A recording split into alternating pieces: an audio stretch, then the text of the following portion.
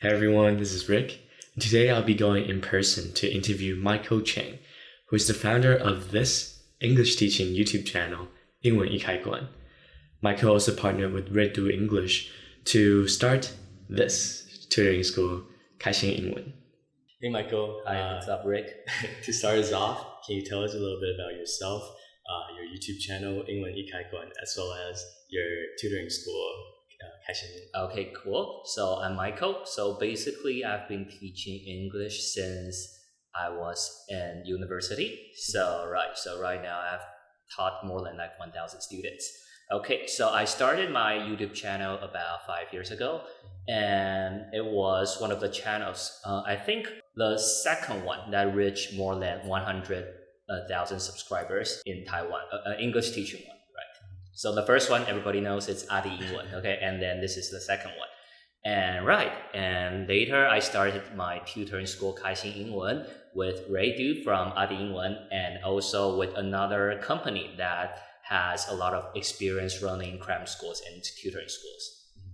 And can you walk me through the background story a little bit more? So what made you decide to start a YouTube channel? Especially, as you mentioned, there's already other channels like Adi. Okay, so about 4 to 5 years ago, I thought I had to do something different than just teaching students all the time, right? And this can help you establish a role, and people will know that you are one of the experts from a certain field.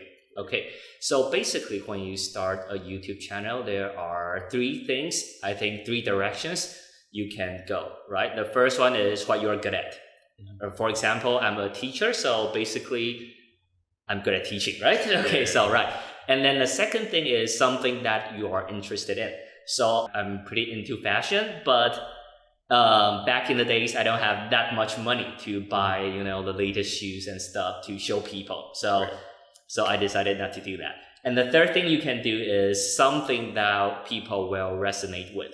For example, in Taiwan, we have a group called 这群人. One of their best series is that they will show people, what kind of people they will meet in a certain field. For example, if I'm a clerk, and maybe there will be a lot of, in Taiwanese, G-bike customers, okay, which means they are very difficult and they have a lot of requests, and sometimes they may be really rude. So when a clerk or when a person who see the video, they will say, oh my God, this is exactly what happened to me yesterday. Okay, so there are three directions I think you can go when, talking about starting a YouTube channel. So as for me, I chose to start my English teaching videos, right? Okay. And so what would you say was the most challenging moment for you so far in running your own business? Okay, so I think I'll go through two parts. The first part is running a YouTube channel, putting yourself in the spotlight. And the second part is what the biggest challenge when I started my business. So the first one is about YouTube channel. So I think you need to get used to the haters, basically, right? Because in real life, people don't criticize you like that. You don't walk up to a person and say, oh, you are so fucking ugly, right? You don't do that in real life. But on the internet, people do that all the time. They say, oh my God, you're so ugly. Why don't you kill yourself? Right? We don't need you, right? It's better for you. It's better for us, for the world, right? So this is some crazy things you will do. I want to tell everyone that, this really hurts, because saying something, without showing your name isn't, less hurtful than saying something in front of a person. It's the same, right? A person criticizes you, no matter where he's from or which platform he used, right? So in the beginning, you have to deal with the haters. Okay, for instance, one time I had a video, it's about how to name your children, okay? And in Taiwan, we have some parents would give their children really special names, for example, like candy, okay? Apple, right? So as you guys know, those names aren't appropriate at all, right? I taught them things about that, and not to name your children after God, like Zeus, right? We only see that in Marvel or DC movies, right? Okay, and before I released the video, actually, African American who live in China also released a similar video. So when my video was uploaded and people saw my video, they were like, oh my God, why did you copy it that person's video. And I'm like, no, I didn't. Okay. Because when we do this kind of video, we would, actually write draft. Okay. And you have to film it, you have to edit it, you have to schedule it, right? So it takes about at least 2 weeks to a month, right? So before he released this video, I already had my film. So right. But people, they don't care about the truth. They only want someone to blame, something to make them feel better. Okay. Right. So basically that's what happened. So in the beginning, I was pretty upset. And then I asked Ray from 英文 what should I do? Basically, he said, just ignore them, right? Because they are everywhere. So I think that's the hardest part when you start your own YouTube channel or your Instagram or anything, because people can criticize you publicly, right? Okay. And sometimes they don't use their real accounts. So, right. Like Kevin Durant. No, I'm just kidding. Okay. So, right. So it's very, very hard for you to be criticized without being sad, right? So you just have to learn to ignore those haters. So that's the first part about starting a YouTube channel or Instagram. And the second part is starting the business.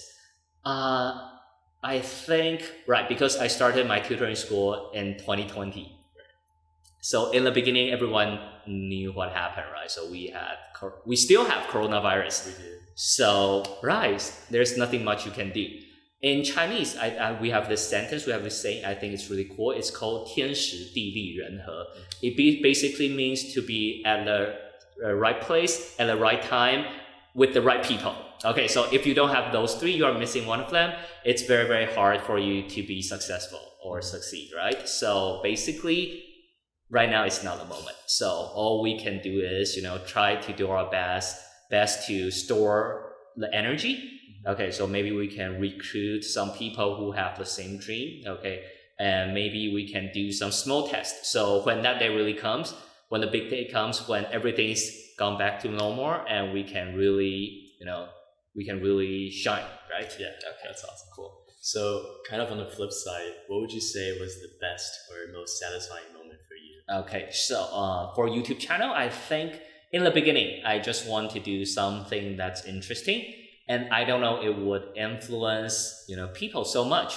For example, I have a student and I taught her, I think back when she was a junior high school student. Okay.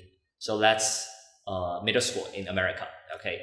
She had really great grades. So basically, her parents will let her continue, studying here after she went to high school, but they didn't. So I was like, what? Right, she got along with the teachers really well, and she did really well on all the tests, right? So at that time, I didn't really ask the other teachers, and I didn't call her parents or say something.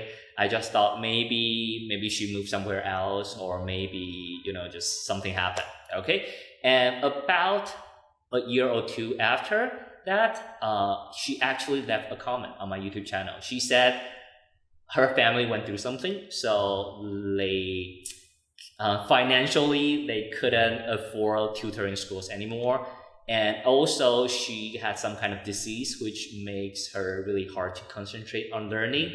So basically, she couldn't learn like other people anymore. So, but she thinks like having this kind of video on the internet on YouTube is really great, because when she really wants to learn something, she can stay focused, or she just want to see her teacher, she can still go on my YouTube channel. So in the beginning, you don't exactly know why you are doing something, but people who support you, or people who your supporters, they will give you a reason to continue doing what you love, right? Okay, so right, so this is like the most satisfying part so far. So where are you right now along your startup journey? Like, are you still constantly worried about the survival of your businesses and being able to feed yourself? I think there are two types of people who start a company. The first one is they had no choice. Basically, they are very, very poor. And maybe they didn't go to college or something. So all they could do is start a company because they had no choice. And the second type is that maybe they had a vision and they couldn't, make it come true in their previous companies or other places. That's why they decided to start their own. So I think I am more toward the later part, which means I have the ability to feed myself even if I don't have this company, right? But I think there are advantages of both two sides. For the ones who have no choice but to start the company, I think they can build from 0 to 1 really, really fast because, right, they had no choice. They need to feed themselves, right? If they don't have this, they don't make this business work, their family would starve, okay? So they know how to build a business from 0 to 1. But they don't know how to build a business from 1 to 2 or 1 to 100 because they don't have the vision, right? They just want to survive. They just want to feed their family, okay? On the other hand, the second type of people, maybe it's more difficult for them to go through 0 to 1 because, right, maybe they cannot take the hardship as easy as the other type of person, right? But I think it works pretty well when they are building their business from 1 to 100 because they have a dream, they have a vision, so they can make people resonate with them. Right. So right now I'm still working on the 0 to 1 part because I just started my business this year, and hopefully we can reach 1 very, very soon so I can start, letting more people know why I started my business, why I started this tutoring school, and why it is different from other English tutoring schools in Taiwan. And kind of related to that, like at what point would you consider you've reached that one? I think maybe when I don't have to teach my students all the time. Right now we offer a 3-hour course every night, and basically I have to be there the entire time. Mm-hmm. So maybe when I only have to be there for like an hour, okay, which means the business is doing well and I have my own teachers who can also help me with teaching, and I can focus more on the vision part, on the part that can help us to be seen by more people. Right? Gotcha. And so do you have any role models? Maybe it's Adi from Adi or someone else. So if so, what have you learned from them that you apply to running your own business? Okay, so as for the YouTube part, of course, Adi is the best role model, right? Okay, so no one can imagine an English teaching channel could be like a top 5 channel in Taiwan because people usually don't want to spend time learning things on the internet. They want to relax themselves, they want to have fun, right? So of course, when it comes to YouTube, he's always the person that I look up to. And even till this point, I think he's still working very hard so that the audience would know that, okay, he's not satisfied yet. He still has more to offer, right? Okay. And as for business, I think I really look up to my dad because he also started his business about 10 years ago, and he started his business in China, which is a very, very competitive market if you are not from China, right? Okay, so basically he's been through a lot of hardships. So whenever I was pretty depressed or when I don't know what to do, I would go to him for suggestions, right? That's awesome. And so on your YouTube channel, you also have right now, I think more than 200,000 subscribers. Right. So do you have any tips on how to grow a following on YouTube or other social media platforms? Okay. So I think in the beginning, you have to know the trend, where the trend is going, because no one knows who you are, right? So unless you are talking about something that's like the hot topic right now, or people wouldn't recognize you, wouldn't know you from the beginning. So in the beginning, I would use something called Google Trend. Basically, you can know what's the trending issue in a certain area or a country or the world. For example, I think the video that got me most of the attention is one of the videos called "How do you pronounce Costco?" or Costco. Okay, so in Taiwan we have this debate: is it Costco or Costco? Okay, so people always argue about this. Mm-hmm. So how did I get this topic? It's when I was, going through Google Trend, I knew a new Costco just opened in Xinbei City. So everybody's looking up the word Costco, 好事多. So I did a video about how to pronounce Costco, and then and it went viral. So after that, I had more than 10,000 subscribers, and then the rest is history, I guess. Right. So in the beginning, you need to follow the trend.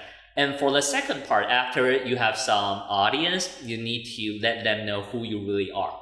Okay, you have to be yourself. You have to build your personality. Let them know who you really are. So they wouldn't feel like you are just pretending, you're just, trying to be someone else, right? So I don't think I did that well on the second part. So people kind of confuse me with Adi because they think I want to be Adi number 2. Okay, they don't feel like who I am. They don't really know who I am, right? And so I also saw on your more recent YouTube video that you've started to launch a podcast series as well. So does that mean you'll be moving away from doing YouTube? I think not really. Not until like people stop watching YouTube videos, right? But sometimes maybe in the future they will stop watching videos. That's YouTube videos. That's when I will focus my everything on podcast, right? Okay. And so how do you balance because you run a tutoring school as well as you have to film content for YouTube and now your podcast. How do you balance those things as well as having enough free time for yourself? There's no free time. Okay, right. So basically, I think, you need to, spend some time exercising, right? Because of course, health always goes first. If you aren't healthy, there is nothing much you can do. Let's take Steve Jobs, for example, right? After he was really, really sick, basically he couldn't do anything, right? So first you need to take care of your health, and that's it. I think in the beginning you don't have a lot of free time, so you need to at least go to the gym like twice a week, or eat healthy. And if you really want more free time, then you have to find someone who can really help you a lot. He can be your employee, he can be your partner, he can be maybe your mentor. Okay, but you just need to keep looking for those guys because they don't just show up. You have to work hard to get in touch with them, right? Mm-hmm. And so where do you see yourself in, say, 10 or 15 years of time? Like, do you still see yourself doing YouTube, or are you doing something completely different? Okay, so in the future, I kind of want to, travel around the world and learn different languages since I'm teaching a language, right? But before I can do that, of course, the company needs to be running without me. Okay, so if the company can be running without me, then I think that means it's pretty successful, right? Because you don't have to worry about anything and it can just run by itself. All you need to worry is about the next step, the next huge step it'll take, right? That's it. So I hope in the future, I don't have to be the one that executes everything, but I'm more like giving a direction. But in the beginning, like the most important thing about startup is execution. It's not about how good your idea is because everybody has a good idea. Yeah. It's about how you can really execute it. And of course, just like I said, 天时地利人和, you need to be at the right place at the right time with the right people. That's it. Okay. And so do you have any advice for someone like me who is still a student, but I'm interested in entrepreneurship and wants to potentially start something of my own in the future? I think you are on the right direction, right? Because right now you are starting your Instagram, right? About, interviewing entrepreneurs or interviewing influencers. So I think you're on the right track and you just have to wait for the moment. Maybe you don't really know where you are going right now, but maybe in the future, okay, when you are in the States or when you see something, I think something will hit you and you will know that's the thing I'm going to do, right? So in the beginning, I don't know, I want to be a YouTuber or a podcaster or something like that. You just hit me like, oh, I need to start my YouTube channel because that's something I think people will be watching in the future.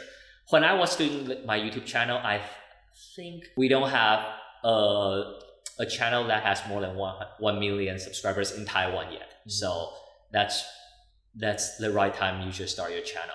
When everybody's, even, amas, grandmas, they want to have their YouTube channel. Maybe, it's not the best timing to start your YouTube channel, right? Gotcha.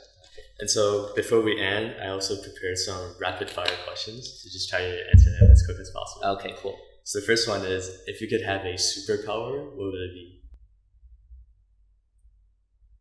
Invisible. Do you want to elaborate on that? Or? So I've watched a movie called Shazam. So they say when people were asked publicly, they want to have flight or invisibility, and people would choose flight because heroes should be seen by everybody, right?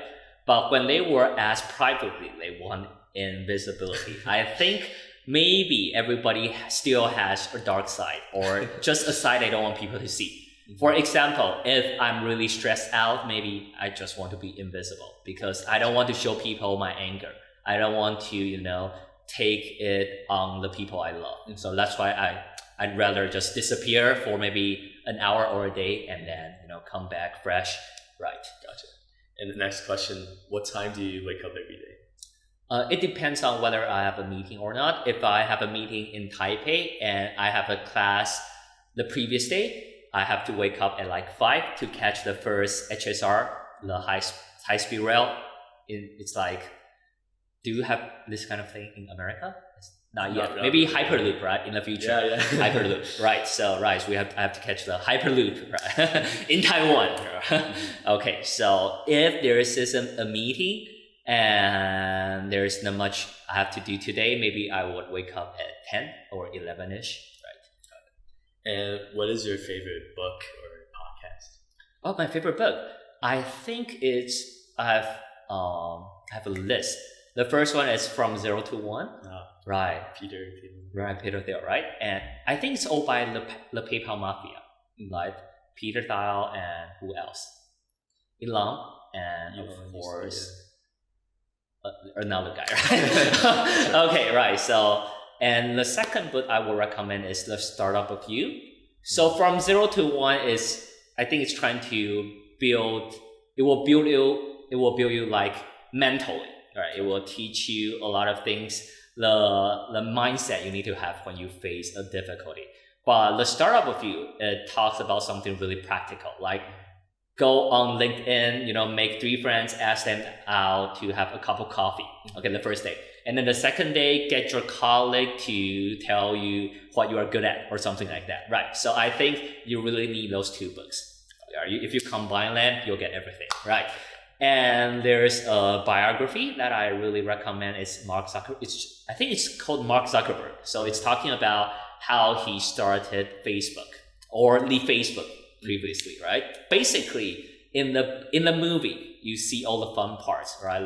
They wrote the algorithm on a piece of glass, and then they got $1 billion. But in real life, it's about execution, and it's about having fights with your partners, with everybody, with your investors, and how you overcome these difficulties, and how you are selling your ship, how you can guide your company as the captain, as CEO of a company, right?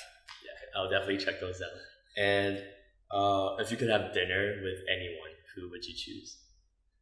I think it will be Warren Buffett, right? He just had his 90th birthday, I think. Yeah, and basically, if you want to have dinner with him, you have to pay like millions of dollars. Like every year, he would put his dinner date on like eBay or something, and it's for charity. He'll just donate all the money. But I think I want to have dinner with him, right? Okay, that'll be really cool. Yeah, that'd be awesome. And so this is the last question, which is, what is the best advice you've ever received? This phrase, I think, is from a famous writer in Taiwan. He's called 九把刀, and he has a phrase called 慢慢来比较快. Okay, which means don't rush. It doesn't mean that you don't have to hustle. You have to hustle, but sometimes you cannot just rush anything. Okay, you have to do everything step by step. Okay, you cannot say, oh, I want to jump to step 5, step 10. Okay, in the beginning, I would thought, okay, having Adi as my partner and having the biggest tutoring Chang school in Taiwan as my partner, so everything would just work out fine in like a month. But then, coronavirus hit. So sometimes you have to do things step by step, right? You cannot just think you can just take a leap and be successful overnight, right? So 慢慢来比较快, which means you still have to hustle, but sometimes you just have to wait for the right moment. And before that, you have to be prepared, right? So when that day comes, you can really, make yourself shine. You can let the world see who you are. That's awesome. Well, that's it for today's interview. Thank you, Michael, for taking the time thanks, to Rick. do this. No problem. Wish you the best of luck and stay safe. I hope you liked this episode. If you want to see the latest previews, highlights, and takeaways from each interview, check out our Instagram. You can also listen to our podcast on Apple Podcasts and Spotify. All the links will be in the description below. Finally, leave a comment if there's a particular industry, founder, or question you would like to see asked in our interviews. With that, make sure you subscribe, and I'll see you next time.